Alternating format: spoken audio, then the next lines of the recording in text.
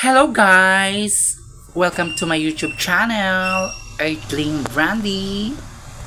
Sa hindi pa mga nag-subscribes guys, paki-subscribe naman yung channel ko at panoorin nyo yung video ko at nang ma-monetize na ang channel na to. Kasi matatapos na yata ang mundo, hindi pa rin ito ma-monetize. Joke lang guys. So ayun guys, ang video na ito guys ay kuha ko nung nakaraang linggo.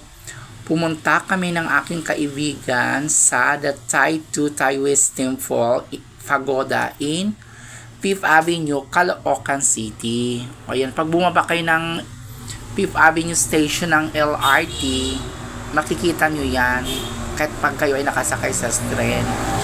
Ang ano na ito guys, ang Pagoda Temple na to guys ay isa ito sa mga landmark dito sa Caloocan City. This is century-old Taoist temple is a significant landmark representing the historical presence and thriving community of Chinese settlers in Caloocan City.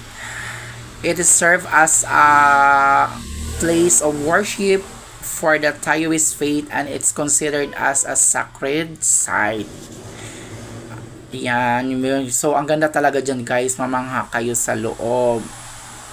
Kaya kung gusto nyo pumunta dito guys, pwede naman. Kailang I think, limited ito sa mga tao. Hindi kasi ito public, guys Maswerte lang kami nung araw na yun kasi pinayagan kami ng gwardiya na pumasok kasi nakabukas naman yung gate. Dati-rati pa akong dumaan dito sa na ito, temple na to kasi malapit ito sa work ko dati. So, it so happened, dumaan kami bukas.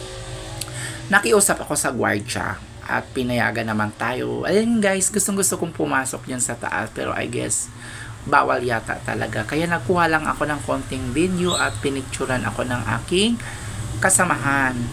Oo.